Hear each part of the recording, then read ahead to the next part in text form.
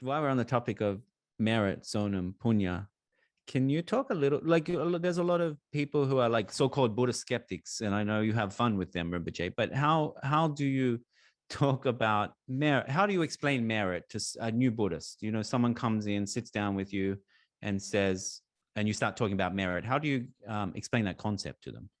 Okay, very important question. Let me twist this a little bit. In Buddhism, there is no concept of sin. There is ignorance. Just as many other religions are wary and cautious of sin, Buddhists ideally should be, cautious of ignorance. Now, what does this tell us about punya, about merit?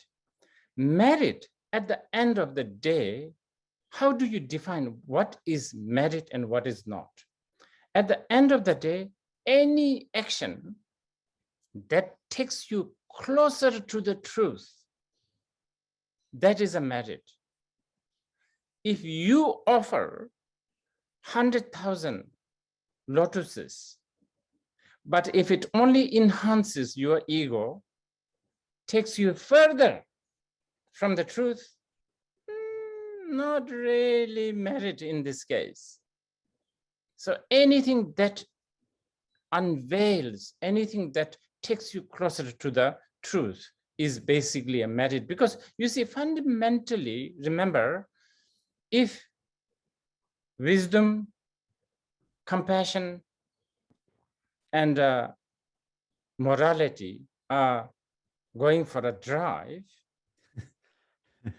wisdom should be the driver.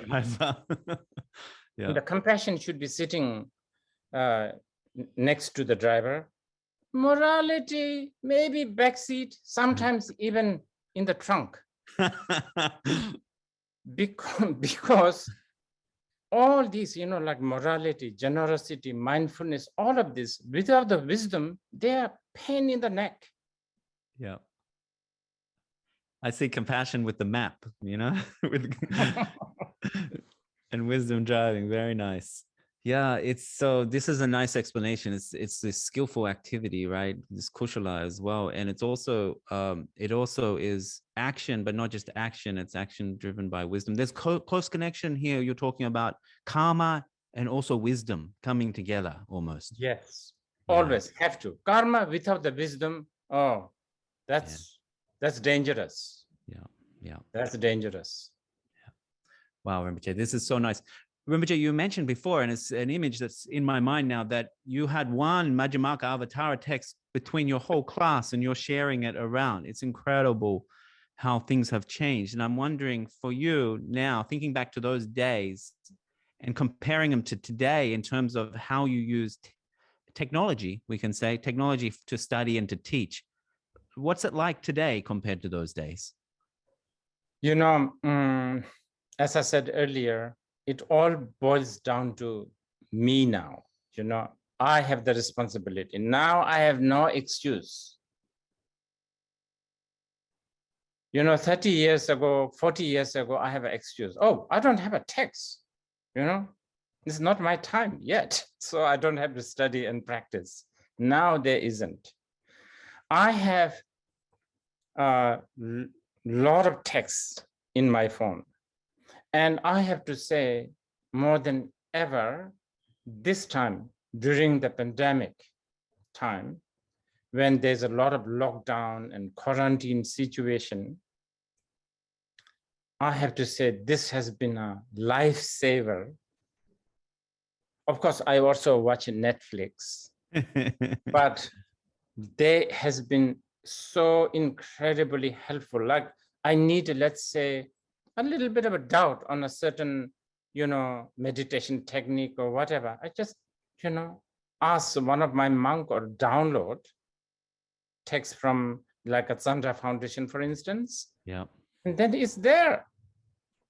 And not only that, before I have to, if I need to have a specific, explanation, I need to go through all the pages. Now just key in the word and it's there.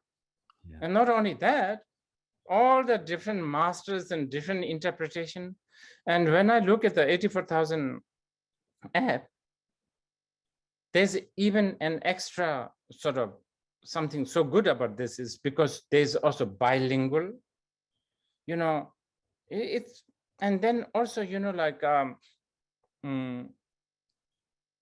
terms, names, Yeah. all these are so easily accessible.